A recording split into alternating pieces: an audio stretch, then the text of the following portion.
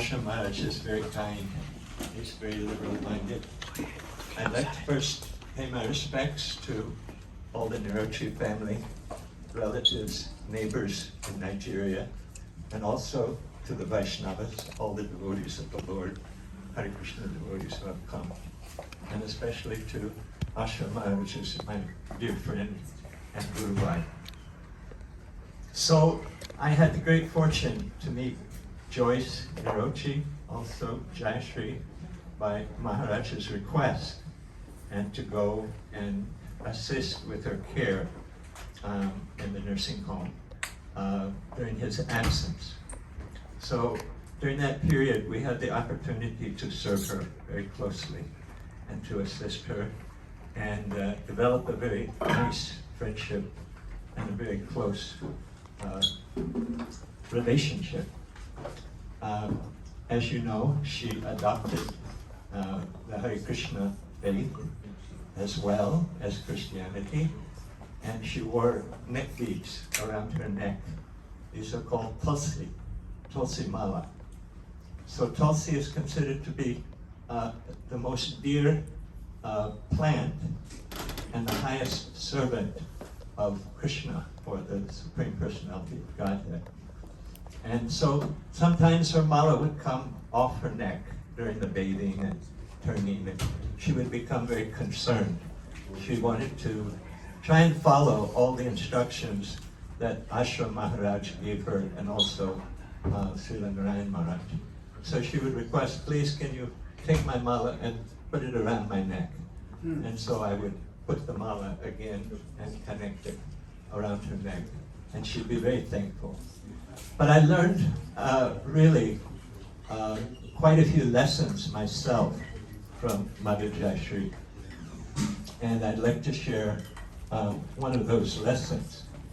In Bhagavad Gita, the verse, Matra Sparshas Trikonteya Satoshna Sukadukada Agamapayana Nityas Tamstatikshva Bharata.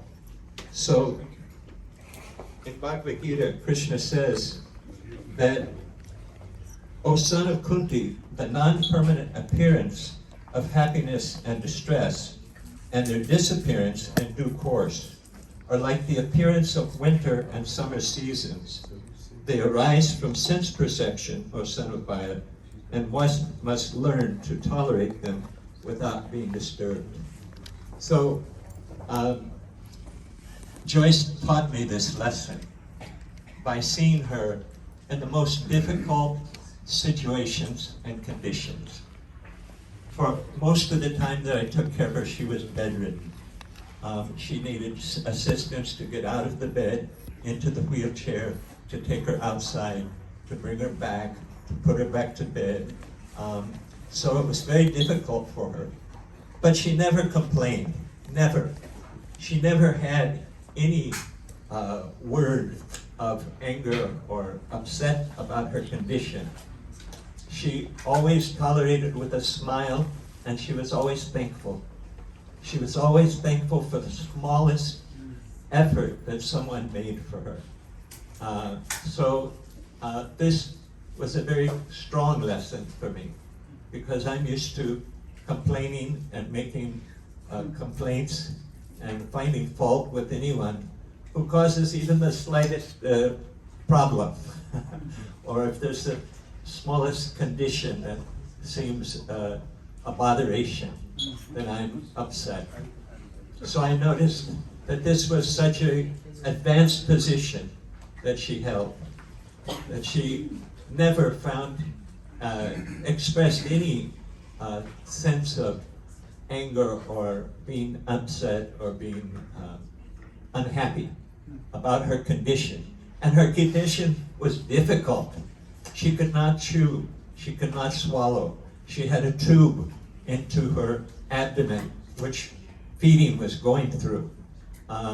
So the most difficult conditions anyone can think of, she tolerated without any sense of anger or bad feeling.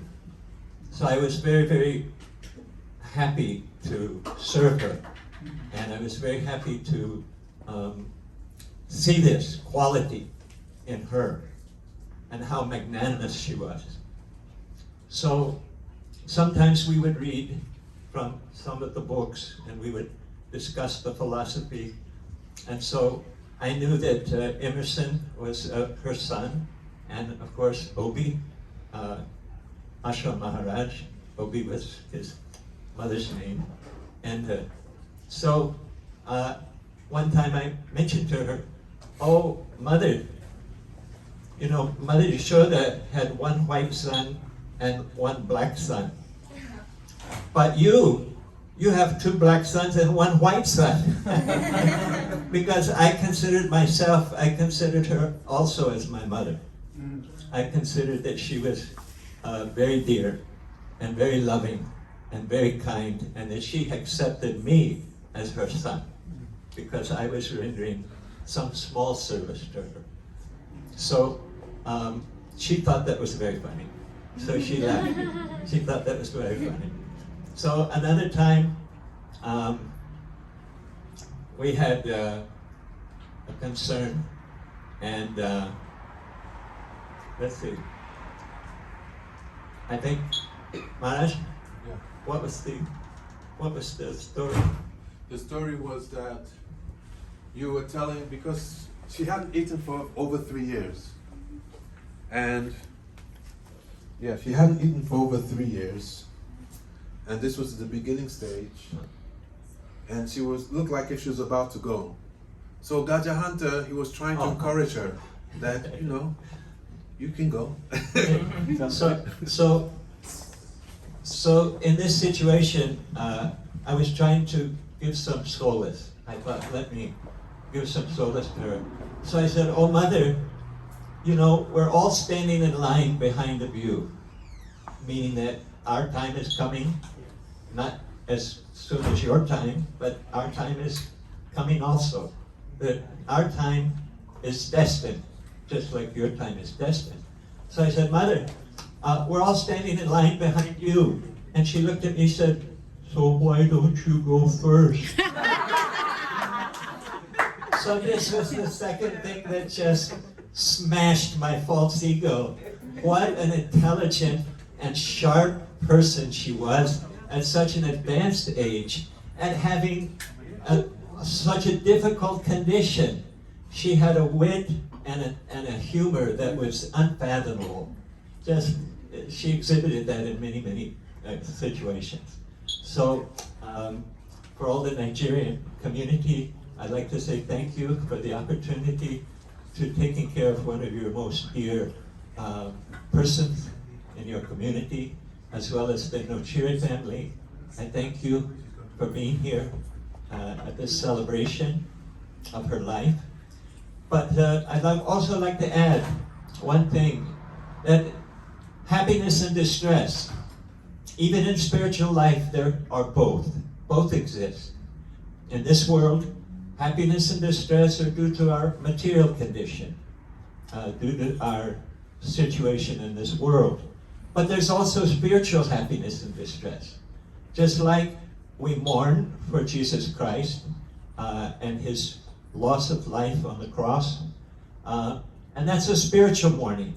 The mourning for our spiritual teachers, the mourning for devotees, and that's also not material. It's also spiritual. So many of our spiritual masters have taught us that we have to learn to cry for our guru before we can learn to cry for Krishna. And so in this way, I accept Mother Jayashree as one of my gurus. And I'm so sad to have her gone. My heart is breaking because I miss her so much. She was dearer to me than my own mother. She was kinder to me than my own mother. And she loved me as much as my own mother. And she accepted me just like her son. And I'm so happy that I had the opportunity to meet her. And I want you all to know that sadness is in the spiritual world. There's the highest ecstasy is also not just in the happiness, but the higher ecstasy is the sadness. The higher ecstasy is the mourning for the loss of someone who is so advanced in spiritual life that you want to be with them and you can't. And so I thank you all, and I hope that you'll forgive me. Thank you, because I want this to be happy, and I want it to be a celebration. Thank you. Thank you. Hari Bol.